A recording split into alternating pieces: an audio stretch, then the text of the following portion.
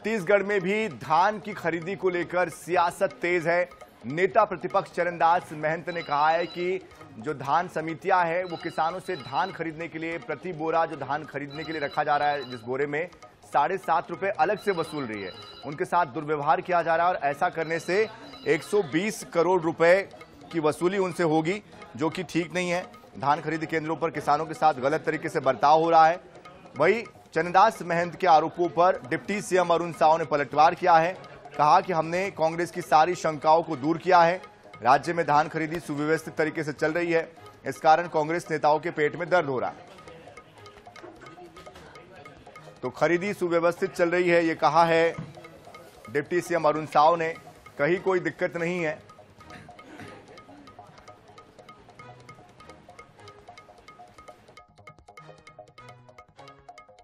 साव ने क्या पलटवार किया है वो भी आपको सुनवाते हैं।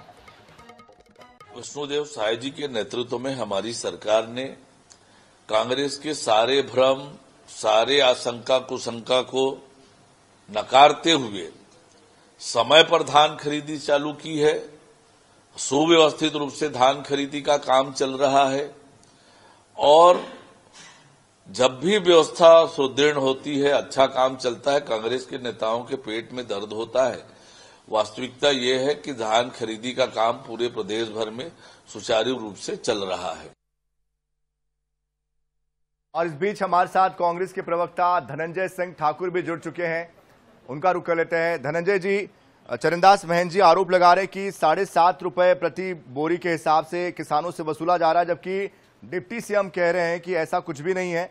जो भी बातें कही जा रही थी ये सब बातें झूठी बातें हैं, ऐसा कुछ भी नहीं हो रहा है। जो भी मुद्दे उठाए थे कांग्रेस ने उसका समाधान कर लिया गया। देखिए, नेता प्रतिपक्ष चरणदास महंत ने जो आरोप लगाया है वो एक जिम्मेदार पद में है, किसानों के बीच जा रहे हैं, किसानों की समस्याएं उनके पास आ रही है। उन्होंने आरोप जो लगाया है, क्या डिप्टी सीएम अरुण साव जी ने उन आरोपों का जांच करवा लिया? क्या जांच में क्या पाया? क्या जांच में सब कुछ ठीक है? ऐसा कुछ है क्या? तो जो सच्चाई सामने है कि पूरे प्रदेश में धान खरीदी में किसान हलाकान है, परेशान है। अभी हाल ही में तो कवर्धा में एक और जो डिप्टी सीएम है विजय शर्मा जी, उनको किसानों ने घेर लिया था धान खरीदी में गड़बड़ी को लेकर, टोकन को लेकर, अव्यवस्थाओं को लेकर, बारदाना को नहीं मिलने को लेकर। तो एक डिप्टी सीएम बोलते हैं सब कुछ ठीक है, दूसरे डिप्टी सीएम को किसान घेर रहे हैं। ये सरकार में समन्वय की कमी है। दोनों डिप्टी सीएम को आपस में बैठ के चर्चा करनी चाहिए। एक डिप्टी सीएम को तो किसान दौड़ा रहे थे, दूसरा डिप्टी सीएम घर में बैठ के ठीक है बोलते हैं। असल मायने ये है कि सरकार किसानों को शांतिपूर्वक धान बेचने देना नहीं चाहती है, इसलिए कभी रकबा में कटौती कर देते हैं, कभी टोकन नहीं मिल पाता है, कभी बारदाना नहीं मिल पाता है। कई जगह टोकन देने के बाद कहते हैं कि लिमिट खत्म हो गया है। तो बहुत सारी समस्याएं धान खरीदी में है। कांग्रेस पार्टी हमेशा कर रही है।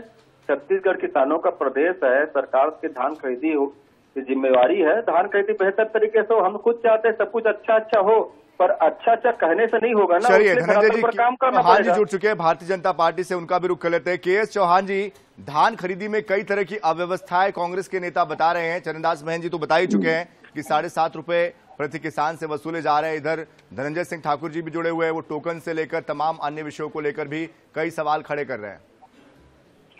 देखिए महोदय, सबसे पहली बात तो यह है कि ये जो धान खरीदी की बात है वो काम जो है ये सबसे बड़ा काम है सरकार के लिए, और सरकार उसको बहुत ही बखूबी से निभा रही है। पूरे 5 साल में 4 साल में 1 दिसंबर को धान खरीदी स्टार्ट करने वाली कांग्रेस भूपेश सरकार आज कोई भी किसी में कुछ भी कहने के लायक नहीं है। मैं आपको थोड़ा सा पीछे लेके जाना चाहता हूँ। 12 महीने पहले ये लोग छाती पीट के कभी कुछ कर रहे थे, कभी धरना प्रदर्शन कर रहे थे, कभी आंदोलन कर रहे थे, पता नहीं क्या क्या कर रहे थे। क्या कर रहे थे कि धान खरीदा नहीं जा रहा है, धान को भ्रष्टाचार हो रहा है, धान का रकबा कम हो गया, धान का ये कम हो गया, वो कम हो गया। इस बार भी उन लोग कैसा कर रहे हैं, लेकिन पिछली बार हमने 149 लाख मेट्रिक टन धान खरीदा, 34,348 करोड़ रुपए एक मुश्त किया। तो ये क्या था। और इस बार 20 नवंबर महोदय, 20 नवंबर इस साल का, जो 20 नवंबर 2025, आप डायरी में नोट कर लीजिए, 9 चौहान लाख जी, अभी जो मेट्रिक समस्या आ टन। रही है उसका समाधान कैसे करेंगे? जो आरोप लगा रहे मैं हैं बता रहा हूँ, मैं समस्या होना और समस्या पैदा करना, ये दोनों चीजों में फर्क होता है। दोनों चलिए। चीजों में फर्क। चलिए, समय मेरे पास कम है, बहुत शुक्रिया। बीच में रोकने के लिए माफी चाहेंगे आपसे। धनंजय सिंह ठाकुर जी, आपका भी बहुत शुक्रिया हमारे साथ जुड़ने के लिए।